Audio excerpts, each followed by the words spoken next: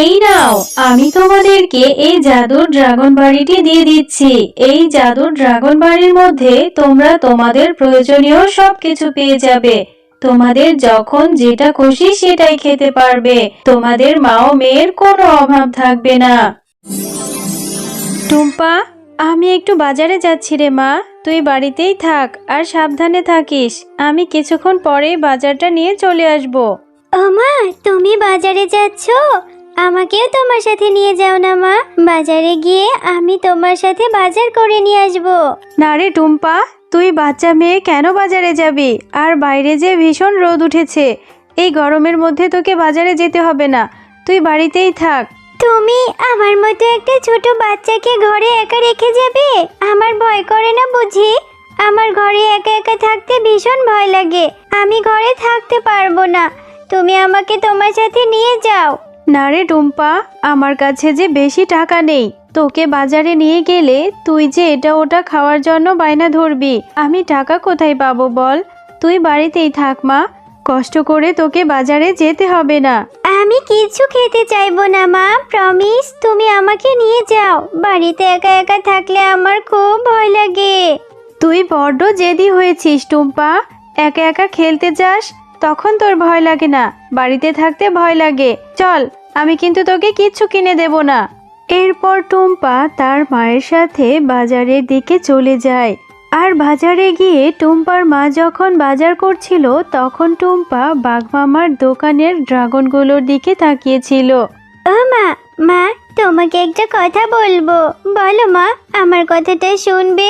কি হয়েছে রে টুম্পা? তাড়াতাড়ি বল, আমার যে সময় নেই, বাজার নিয়ে বাড়িতে গিয়ে রান্না করব। মা, ওই দেখো, বাঘ মামার দোকানে কত ড্রাগন ফল। দেখতে কত লাল টকটকে। ড্রাগন ফল খেতে নাকি অনেক মজা। ও মা, আমাকে একটা ড্রাগন কিনে দাও না মা। আমার খুব ড্রাগন খেতে ইচ্ছে করছে। টুম্পা, তুই না আমাকে প্রমিস করেছিলি যে তুই বাজারে এসে কিচ্ছু খেতে চাইবি না, তাহলে এখন কেন ড্রাগন খাওয়ার বায়না করছিস? আমি তো তোকে আগেই বলেছি আমার কাছে কোনো টাকা নেই, আমি কি করে ড্রাগন কিনে দেব? আর ড্রাগন ফলের যে অনেক টাকা দাম। ও মা, আজকের মতোই দাও না। আমি আর কখনো কিচ্ছু খেতে চাইবো না। আমার যে ওই ড্রাগন দেখে খুব লোভ লাগছে। ড্রাগনের তো বেশি দাম না। তুমি একটু বাঘমামার সাথে কথা বলে দেখো না। আমাদের মতো গরিবদের যে ভালো ফল খেতে নেই রে মা। তুই যেহেতু এত করে বলছিস, আচ্ছা ঠিক আছে, চল গিয়ে বাঘ মামাকে জিজ্ঞাসা করে দেখি ড্রাগনগুলো আমাকে বাকিতে দেয় কিনা। বাকিতে দিলে আমি পরে বাঘ মামার টাকা শোধ করে দিব। বাঘ মামা, আপনার দোকানের ড্রাগনগুলো কত করে বিক্রি করছেন? শেফা, ড্রাগন কি কেনার জন্যই দাম জিজ্ঞাসা করছিস নাকি দেখার জন্য? আমি তো জানি তুই ড্রাগন ফল খেতে পারবি না। ড্রাগন ফল 500 টাকা করে কেজি। বাঘ মামা, আমাকে তাহলে হাফ কেজি ড্রাগন বাকিতে দিন না। মেয়েটা যে বড্ড বায়না ধরছে ড্রাগন খাওয়ার জন্য। আমার কাছে যে এখন টাকা নেই, আমার হাতে টাকা হলে তখন আপনাকে টাকা পরিশোধ করে দেব। শেফা, আমি বাকিতে কিছু বিক্রি করি না, তুই তো জানিস। আর তুই আমার দোকান থেকে বাকিতে ড্রাগন খেতে এসেছিস, তোর কাছে 3 মাসের বাড়ি ভাড়া পাবো। আমার বাড়ি ভাড়া দিচ্ছিস না, এখন আবার এসেছিস মেয়েকে ড্রাগন খাওয়াতে। তোকে আমি বাকিতে ড্রাগন দিতে পারবো না, কারণ তুই এই ড্রাগনের টাকা পরিশোধই করতে পারবি না। তুই আজকে আমার বাড়ি থেকে বেরিয়ে যাবি। আমার বাড়িটা ফাঁকা করে দে, আমি অন্য ভাড়াটিয়াকে ভাড়া দেব। যা তো এখান থেকে। আচ্ছা ঠিক আছে বাঘ মামা, আমি আজই আপনার বাড়ি ছেড়ে দেব। এরপর শেফা শিয়ালিনী তার ছোট মেয়ে টুম্পাকে নিয়ে জঙ্গলে জঙ্গলে ঘুরতে থাকে। এভাবে যেতে যেতে তারা মা ও মেয়ে গহীন জঙ্গলের মধ্যে চলে যায়। মা, আমার যে পাটা ব্যথা করছে। আমি আর হাঁটতে পারছি না। তুমি সেই কখন থেকে হেঁটেই যাচ্ছ। আমার যে খুব খারাপ লাগছে। আর অনেক খিদেও পেয়েছে মা। তুমি এভাবে আর কতক্ষণ হাঁটবে? একটু কষ্ট কর মা, আমাদের যে যাওয়ার মতো কোনো জায়গা নেই, দেখি কোথাও একটু থাকার ব্যবস্থা করতে পারি কিনা। এই সব কিছু তো আমার জন্য হয়েছে মা। আমি যদি ড্রাগন খেতে না চাইতাম, তাহলে বাঘ মামা তোমাকে অপমান করতো না। আর বাঘ মামা আমাদের বাড়ি ছেড়ে চলেও আসতে বলতো না। আমি আর কোনোদিনই ড্রাগন খাবো না মা, আর কখনো কিচ্ছু খেতে চাইবো না। না রে টুম্পা, বাঘ মামা যে তোর ড্রাগন খাওয়ার জন্য আমাদের বাড়ি থেকে বের করে দেয়নি। আমি যে বাঘ মামার বাড়ি ভাড়া দিতে পারিনি। 3 মাসের ভাড়া না দিলে কি আমাদের বাড়িতে রাখবে বল?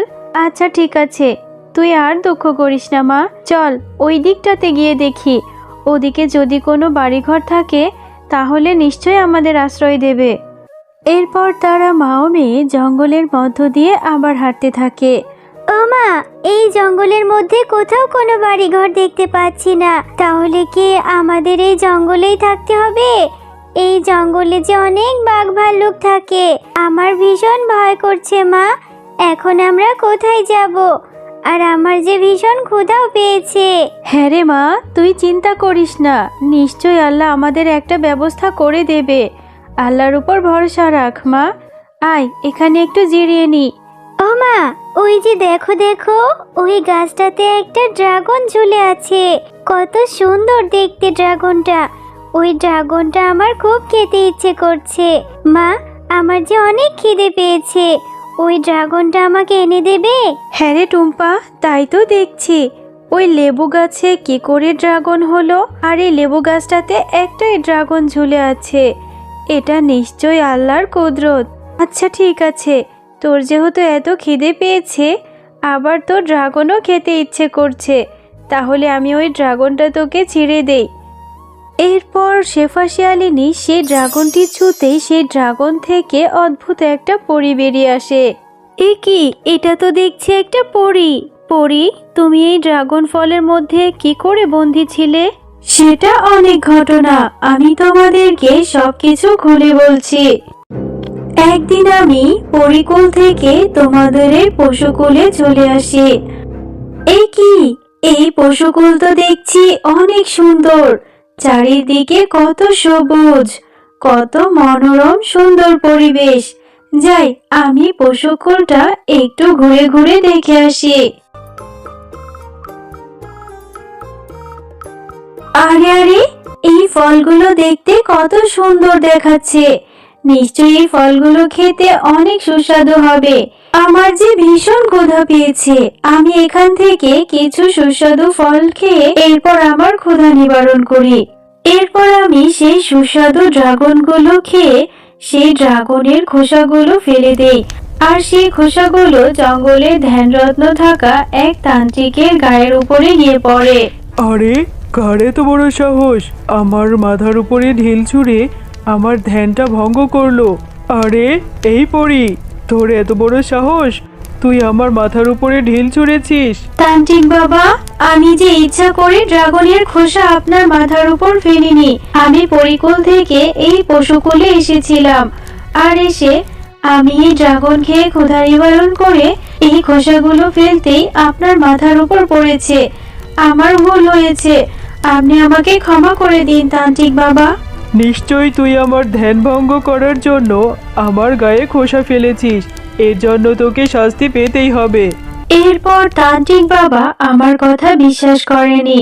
এরপর সে আমার উপর রেগে আমাকে অভিশাপ দিয়ে এই লেবু গাছটাতে একটা ড্রাগন বানিয়ে রেখেছিল।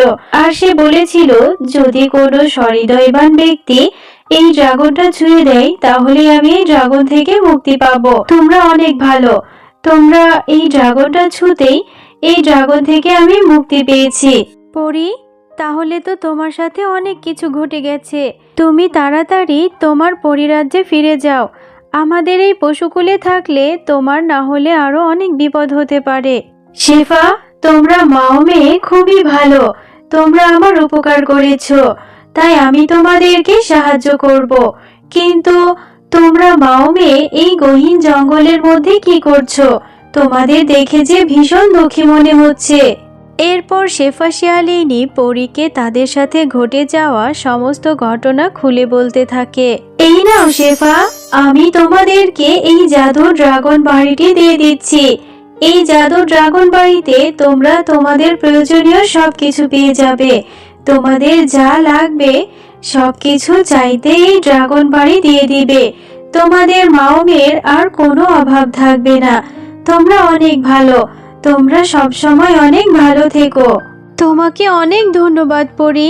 তোমার এই ঋণ আমরা কখনোই ভুলবো না। তুমি যে আমাদের কি উপকার করলে, না হলে যে মেয়েটাকে নিয়ে জঙ্গলে জঙ্গলে ঘুরে বেড়াতে হতো।